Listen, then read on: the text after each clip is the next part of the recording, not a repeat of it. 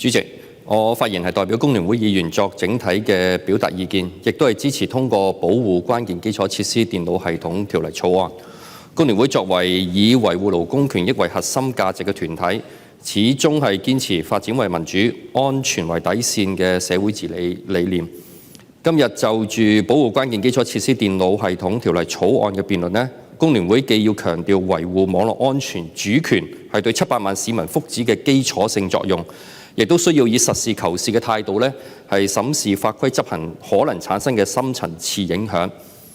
香港每日處理嘅金融交易呢，總值呢係達到12.6萬億港元。港鐵系統呢，每日係承載住全港45%嘅出行人流。醫院每年服務約230萬嘅急症患者，呢啲龐大數字嘅背後呢，都係每秒數以億計嘅數據流動支撐起整個城市嘅脈搏。當電力調度系統係遭受攻擊，可能導致全港大面積嘅停電。當證券交易系統崩潰，將引發國際市場嘅連鎖反應。我哋必須要清醒認識，網絡安全呢已經從技術問題呢升格到呢涉及公共安全嘅戰略課題。特別要值得警惕嘅就係呢，香港作為國際金融中心，去年偵測到針對金融機構進行嘅進階持續性威脅，即係 APT 呢攻擊，同比增長呢已經係達到37%。其中62%嘅攻擊源頭咧，涉及到係地緣政治關聯嘅黑客組織。呢啲數字係警示到我哋咧，必須要建立與城市戰略地位相匹配嘅網絡防禦系統，既要防範要抵禦咧系統性嘅風險。工聯會原則上係支持條例草案嘅立法方向，同時亦都強調必須要建立3維嘅平衡機制，喺安全防護同埋經濟成本之間要取得平衡。喺監管要求同埋行業承受力之間要建立緩衝，喺技術標準同埋現實條件之間初期要留有彈性嘅空間。具體而言，工聯會有4個核心嘅建議呢，係希望政府可以留意嘅。第一就係建立行業差異化嘅監管框架，針對金融、能源等呢啲戰略性嘅行業呢，應該採取係穿透式嘅監管，要求實時威脅情報共享，同埋與應急演練呢係常態化。對於中小企嘅為主嘅零售啊、製造啊、餐飲呢啲行業呢，應該係設立較長嘅過渡期。喺此期間呢，技術支援係替代呢個嘅處罰機制。建議立法之後呢，應該係持續檢視實施嘅情況，按系統中斷可能造成嘅經濟損失規模係設立一個嘅監管等級，提升呢保護嘅效能。調查咧亦都顯示到全港83%嘅中小企咧係冇專職嘅網絡安全人員，傳統行業系統更新週期普遍咧係超過行業標準嘅2.3倍。建議特區政府咧應該設立每年咧唔少於5億港元嘅網絡安全升級基金，為中小企業咧提供漏洞嘅掃描，特別係應急支援等呢啲基礎服務。同時係推動職業訓練局同埋再培訓局咧呢啲機構係開設網絡安全技術員嘅認證課程，2年之內咧係培養1000名嘅專業人員，未來亦都要再推進課程。條例咧亦都唔應咧係止於係事故通報，需要建立跨部門嘅危機分級響應嘅制度。當發生各級安全事故嘅時候咧，應該自動咧係觸發多個政府部門嘅應急預案，確保公共交通調度啊、醫療急救等呢啲基礎服務咧不間斷。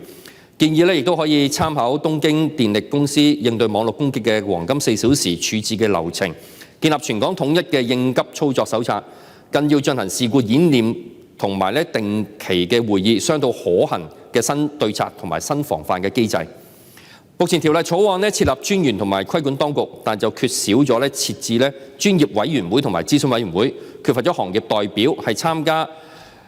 呢個同機制有關嘅聆聽社會建議。建議特區政府咧成立專業嘅委員會同埋諮詢委員會咧，並委任一啲中小企業嘅代表，比例不低於30%咧，以持續係監管條例對業界嘅影響，並且咧持續加強保護關鍵基礎設施。特區政府咧可以借鑑咧德國工業4.0嘅標準咧，制定經驗，建立咧係政府、企業同埋工會3方嘅協商常設嘅交流機制。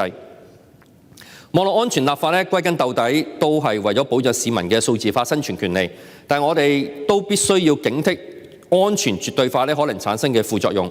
現時地緣政治同埋中美貿易戰相互影響之下咧，電腦硬件同埋軟件都可能涉及安全問題。喺部署設備嘅時候咧，需要考慮安全性、兼容性呢啲嘅規格，無可避免咧影響到企業因為技術改造嘅成本咧陷入咗經營嘅困難。特區政府咧有需要咧係提供支援，係解決問題。因應條例嘅實施咧，最安全嘅做法咧都係將數據進行本地化嘅儲存。建議特區政府咧係為跨境物流啊、國際貿易等呢啲嘅行業咧設置數據安全流動嘅白名單制度，支援關鍵基礎設施呢啲嘅營運者。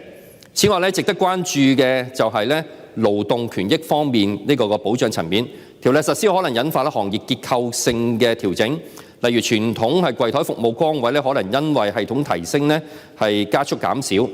工聯會強烈要求政府咧係配套推出一啲數字技能再培訓嘅計劃，按行業特點咧設計有津貼嘅行業轉型培訓課程，並將網絡安全基礎知識咧納入僱員再培訓局嘅必修課程。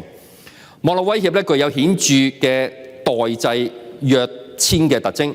2016年嘅 WannaCry 勒索病毒同埋2023年咧人工智能驅動嘅深度偽造攻擊咧，已經呈現出安全不同嘅技術特徵。建議特區政府咧定期為條例進行檢討，並且向立法會提交咧技術適應性嘅報告。同時咧，亦都建議建立沙盒嘅監管機制，